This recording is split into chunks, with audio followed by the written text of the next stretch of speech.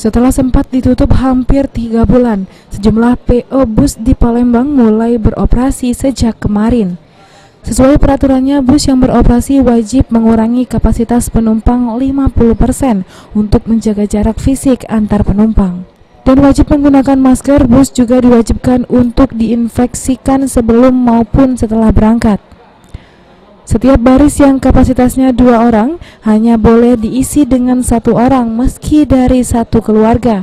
Dengan berkurangnya kapasitas penumpang, pihak PO Bus terpaksa menaikkan harga tiket sebesar 30-50%. Mengikuti dari peraturan pemerintah, yaitu isi kapasitas bus itu 50% dari total penumpang. Kemudian kita selalu menyemprotkan disinfektan pada saat mobil sebelum dan setelah tiba di Palembang. Nah, kemudian lagi kita untuk kru bus kita wajib menggunakan masker, dan penumpang pun wajib menggunakan masker.